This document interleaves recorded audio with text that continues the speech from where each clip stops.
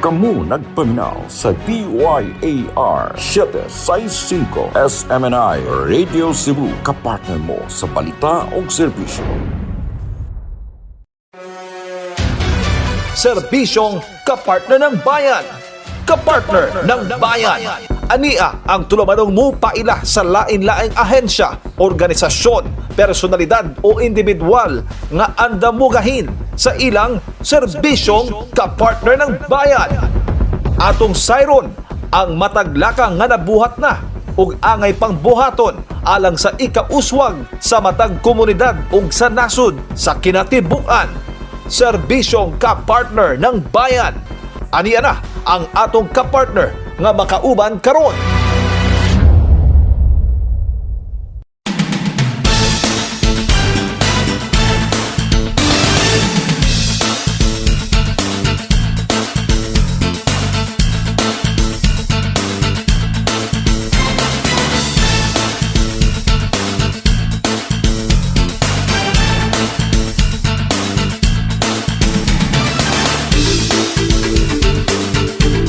Focus sa mga ito ang mga friends, ha?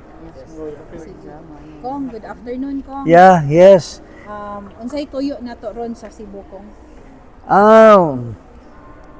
Doon na naman good may mga kasabutan, ini ako ang mga friends, no? Na who's always been supportive sa kay Tatay Digong. Unya murag belated happy birthday celebration lang namo ni, no? Si Miss Rona, si Janelle, si Rachel, ito different leaders nato there is Cebu from different municipalities. Unya among gi-launch pod with them ang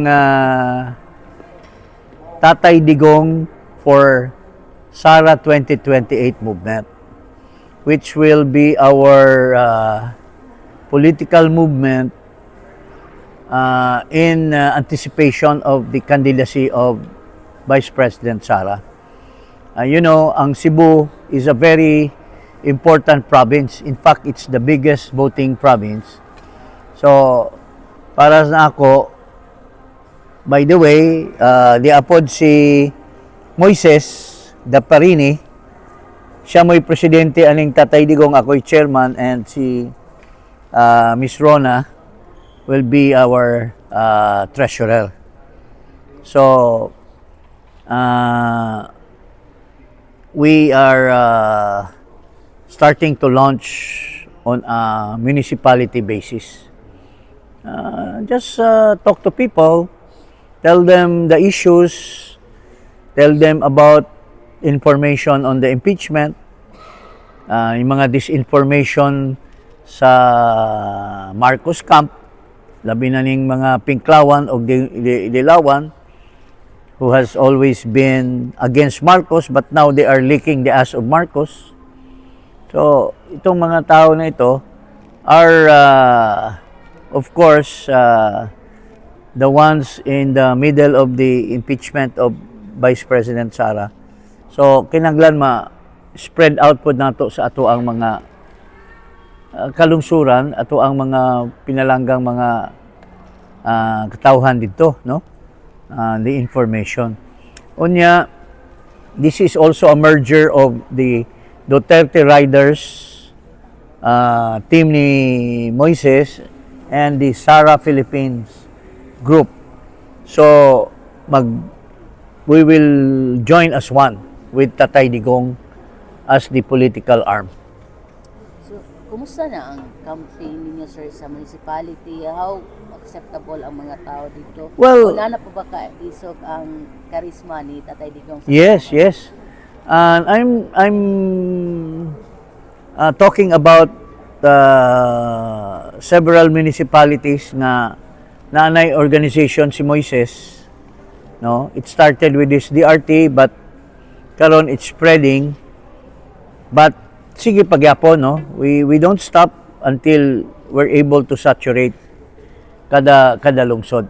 As you know, di man gud ni maingon nato nga tiaw-tiaw ning pagpalangga sa mga tao kang President Tatay Digong, no? Kay you've seen it on all television all over the world. Nag-swarm ang mga tao sa Hague. I was just in Hong Kong to accept the invitation of our OFWs. Ang among venue puno, di na masud ang uban nga mga gustong mo participate in the birthday celebration rally. So it's all over the world in so many other countries. People are reminiscing the leadership of the President Duterte, and di nato ikalilong diri sa atong syudad or sa atong lalawigan, sa mga Sugbuanon are really very, very loyal and palangga pagyapon nila si Tatay Digong. And in fact, if I recall, doon na ganit tay kandidato nga daghang mga kandidato nga midaog tungod sa isa ang ilang kamot ni former President Duterte, and they are now sitting as government officials in the Senate, in the provinces, in the locality. So it's not hard for our group here to go town by town to ask people support. What's the next plan, sir, after kanang nakitagbo ka nila, nakikinabi ka nila? Oh. Ng mga programa nga ito ginatutukan ka, sir? So, sila under Sara Philippines, na sila yung mga programa, no? I will introduce you to Miss Rona here, who lives in the US, but her heart is in Cebu and in the Philippines. So every time again, she comes home and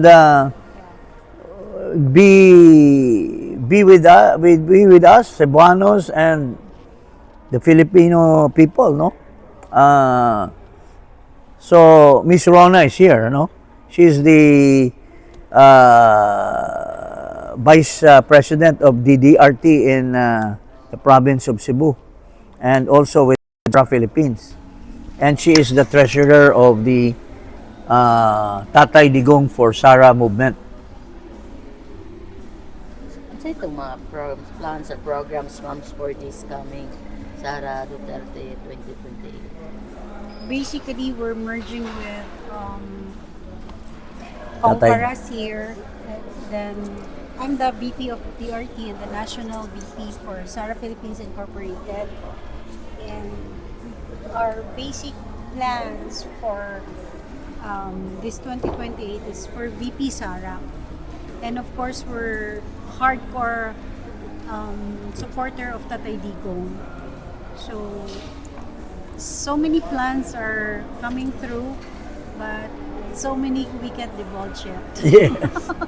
Para ni mo, ma'am, dako pa magigay karisma si President Duterte sa tanang mga Pilipino? Oh yes, yes. The charisma is just overwhelming. Sir, murag naam kita sa pagong naam kita mo Easter Sunday, sir, ba? Pag kinabuhi na sa pagkabanhawan. Sa inyo hang mga panglantaw, sir, ano to ang mga kagitabo karon din? Well, you know,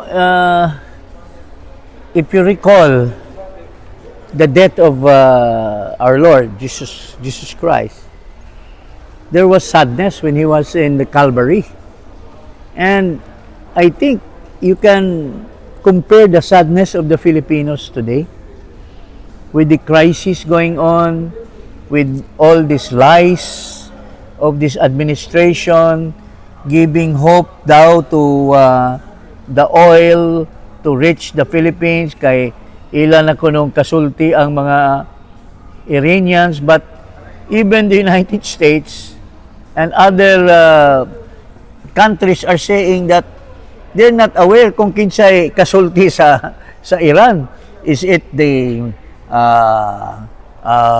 Ayatollah? Is it the president? Is it the IRCG? So, it's so premature for the Secretary of Foreign Affairs and the Secretary of Energy to already announce to the public na breakthrough na. If you listen to mga yung mga nakasakay sa barko, no? Mga seafarers, they will tell you the different stories eh. Hindi pa resolve ang Strait of Hormuz. There are so many still ships stranded. So we cannot really predict if ang atong unsay nga ini, ang ato ang stock or reserve of oil will last until the next few days.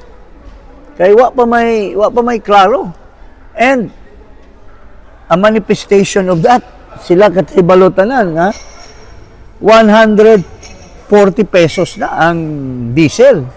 Ang 95 or 96 pesos na ang ordinary gasoline. Premium is even higher. So, what is this all about? There is lack of government preparation. There is lack of resolve. Nag-declare sila ng state of emergency, pero the emergency is still with us. Wala paghapoy, there is no light at the end of the tunnel. So very bleak ang Easter sa ato ang mga pinalanggang mga Pilipino. Walay kasiguraduhan. Sila mismo, they can say, labi na ang middle class mo ay hardly hit.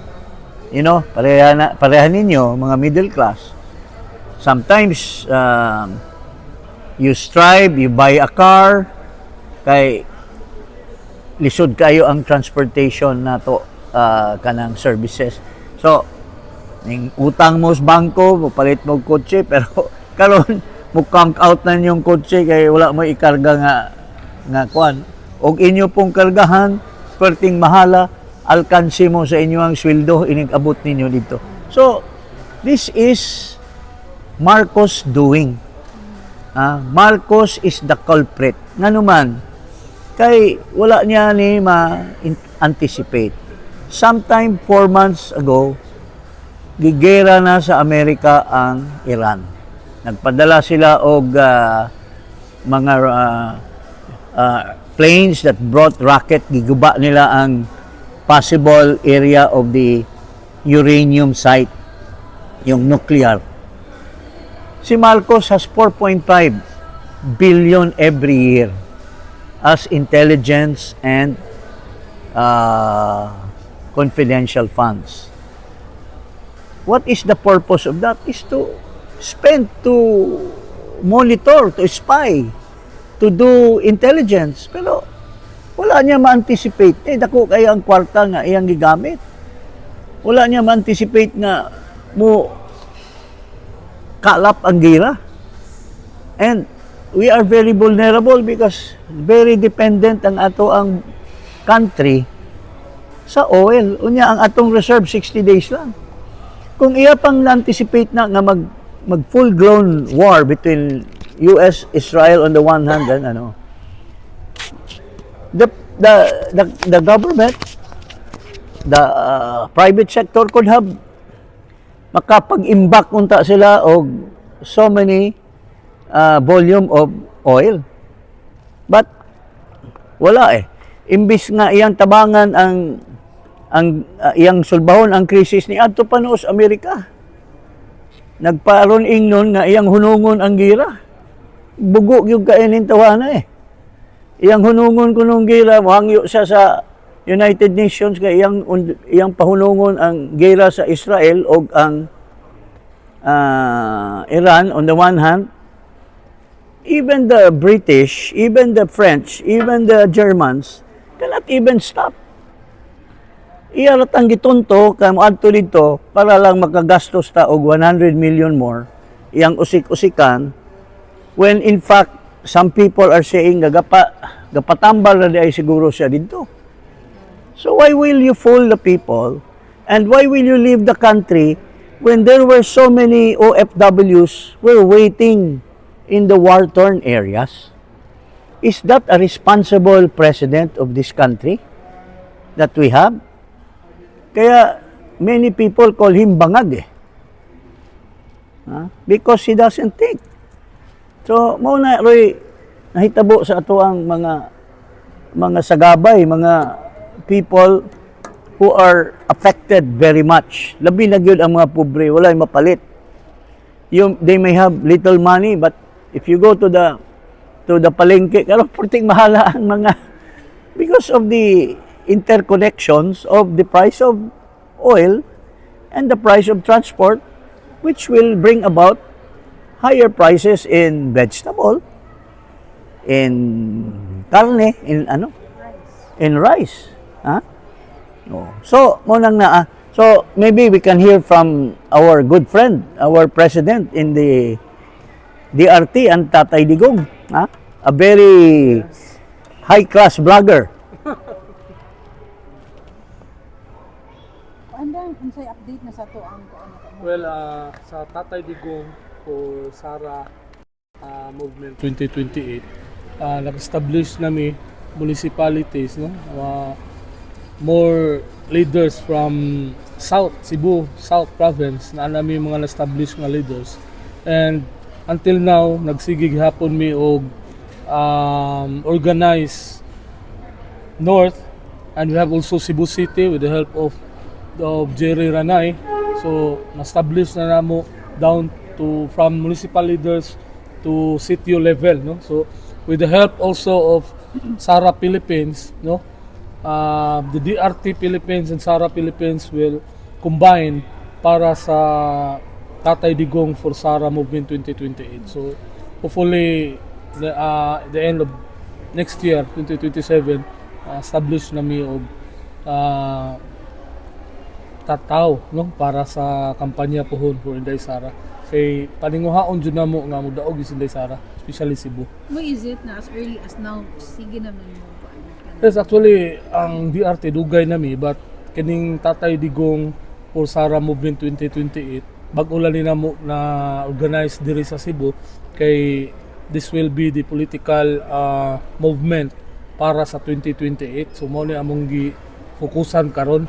But sa among grupo sa DRT, established nami since 2015 pa. So at least naa nami ang DRT nga makatabang aning nga movement, and also with the help of Sara Philippines. Sir, ang kaning Tatay Digong for Sara Duterte movement, mo ni siya ang nationwide. Yes, nationwide ang coverage ni. Mother organization. Yes, murag mo ni siya umbrella sa tanan parallel groups nga nitabang sa mutabang pohon sa kampanya ni Inday Sara. Apil na ang kaning Cebu Alliance for Duterte. No, Cebu Alliance for Duterte is different. This is only for Cebu. But gi-copyright pud ni sa Bohol, na po yung maabot Bohol Alliance for Duterte, na po yung maabot nga kuan. So lahi pod, no. So the leaders from different lugar, lahi pod og mga groups, no. So diri sa Cebu, mao to ang Cebu Alliance for Duterte. We are also a member of Cebu Alliance for Duterte. Pero ang umbrella gid mo gid ang Tatay Digong. Yes, ang umbrella sa nationwide nga coverage is ang Tatay Digong for And Sara. to add to that, this is not only nationwide. In fact, pag adto namo sa Hong Kong,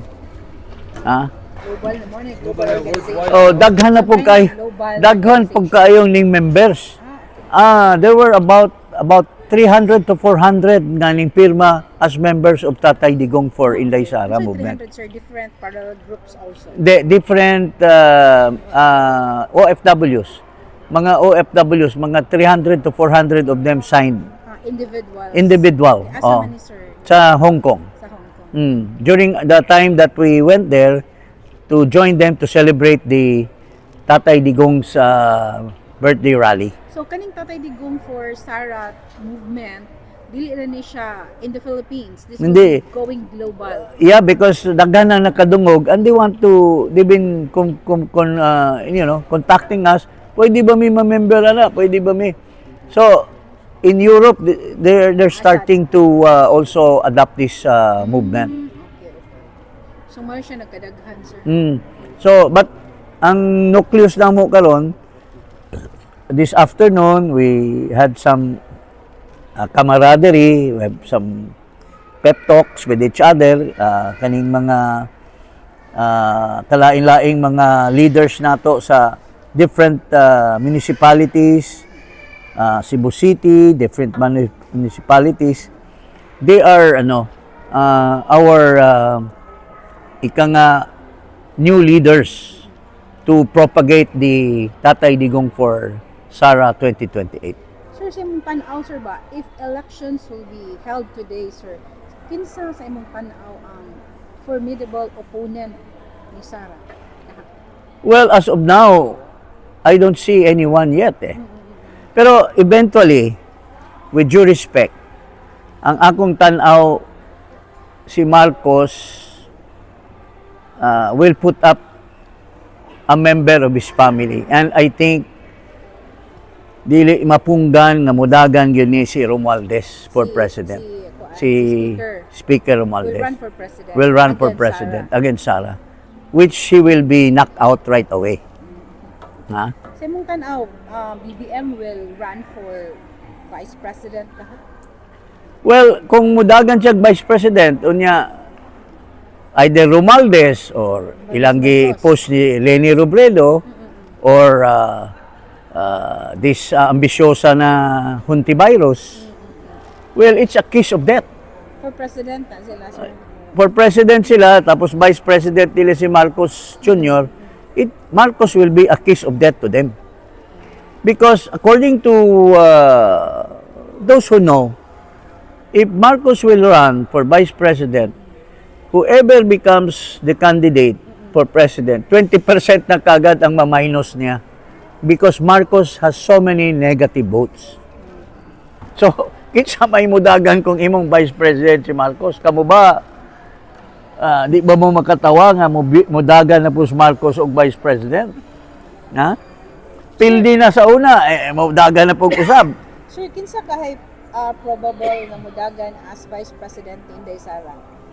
I still don't know. Wala pa. Yeah, because i-answer, i-endorse or wala as pa ko early as kay now? even with due respect, even the senatorial, it should remain with the vice president because that is her prerogative. She has already announced some ideas about her vice president, but she has not divulged it. So let's wait and respect her.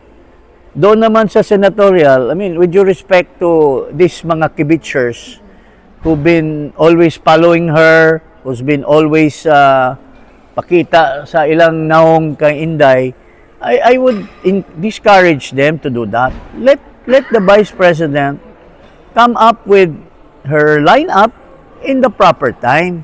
Huwag kayong masyadong kapal mukha na sunod-sunuran kayo kay Inday. Nagsabi na siya, ayaw niyang politiko. Mayroon na daw lumapit sa kanya, pero wala siyang sinasabi kung tinanggap niya. So, let her decide at the proper time. Pero kung ako ang pangutanon, o mudaog si Sara, pa-abolish na ko ang Senate. Because Senate has wasted so much money and they have people nga giharang ang mga investigation sa corruption. So why do we have a Senate like that? So, I think this country should have a unicameral body and it should lessen the numbers para makatipid ta sa gastos. Luoy kayo ang mga taxpayers, so niya, ang nagpahimulos, kanilang mga walay silbi nga mga government officials. It's different during our time eh. Kasi we have debates. Ngayon pag nagtayo ka sa Congress, sasabihin ka kaagad, pare, ano bang gusto mo? Upo ka na lang. Sabi ni Speaker, upo ka na lang daw. Is that Congress? it's no longer a debate body. It's no longer a body that you exchange ideas. So, might as well forgo with it. Ha? Di ba? Yun lang. This is my personal view. Ayaw mo kasuko na ko, ha? Sir, your message, Yes. Sir, can I get your comment about the what the Committee on Justice of the Congress been doing about the mini trial that they Well, unang-una, the word trial itself is a usurpation of the powers vested in the Senate. Because when you conduct trial, it is an adversarial eh. So, when you say trial, ipipresenta mo yung complainant, ipipresenta mo yung respondent. But to provide due process, the respondent has the right to ask question. Has the right to cross-examine. Eh kung wala yan, how can you say it's a trial? Di ba? So, these are all illegal. And most of the members of Congress are not lawyers, and there are lawyers who had already made up their minds. Dinala na siguro yan sa Bali, Indonesia, or kung saan-saan na nagaling yung mga congressman na yan. Made up na yan. Kaya nga kung made up na yung mind nila, I challenge them, bring it to the Senate for the trial. Bakit pa ka mag-mini-mini trial? Sabihan ko doon sa, para gumanda siya, mag-mini skirt na lang siya. Yung isang babae dyan, dalawa yan eh. Yung isa mahilig sa mga driver at saka security guard. Ito namang isa, tinatago niya yung asawa niya. So, paano natin nilirespeto yung ganyang mga klaseng mga congressman? Diba? So tama lang ginawa ng side ni VP Sara na hindi pwedeng hindi Yes. VP Sara. How can you appear in a farce trial? They're not using the word hearing. Even if it's hearing, it's a farce. Kaya made up naman minds niyan eh. Muro-muro na lang yan eh. So, nung una gusto nga nilang dalhin kagad sa Senate, bakit ngayon dinidelay nila? Why don't they vote already and bring it to the Senate and let the real trial come about, di ba? So, but just the same, under our Constitution, due process prevails. So, ang right sa respondent is he can question it if there is an abuse of discretion. So, I think the lawyers of the Vice President, the Fortune Law Office, is filing their petition, I think, within the week. I have spoken to one of the, happens to be my classmate in law school. He said that they're gonna file a petition to question the process which are illegal being, done in the Committee on Justice. Thank you, sir. Sir, your message na lang sa mga katauhan, sir, yung sa mga tao, sir, ba, yung mga sumusuporta at saka sa mga bashers, sir? Well, ako naman, I'm here in Cebu. Of course, this province is very close to my heart because my father was born here. He was raised here until he became a doctor. So, I am also considering myself as a Sugbuanon. We hail from Toledo City and Barile. We belong to the Paras family, the Cabadas, the Sosa, and everything in that place. So, yun po, I'm here sa Cebu because I feel that this is one of the battleground for the presidential election. I remember Fernando Po lost here. Lost in 3 when he could have won. So, importante yun ang Cebu. And di ta mo salig nga in the survey, even if the Vice President is so high in the survey, she has 55 and 54%, and Marcos is negative 9. Pero di ta mo salig. Kay ato pang padaghanon, and these are the men of women of Inday Sara who will make her win overwhelmingly in the province of Cebu. So daghang kaayong salamat, maayong hapon.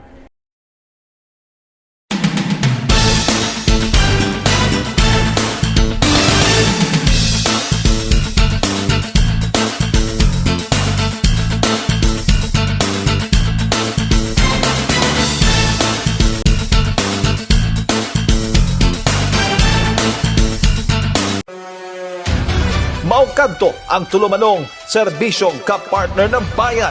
Ubani kami ninyo sa sunod na higayon. Matag Lunes hangtod Biyernes sa susamang oras, 1:00 hangtod 2:00 hapon. Dinhi lamang sa DYAR 765 SMNA Radio Cebu.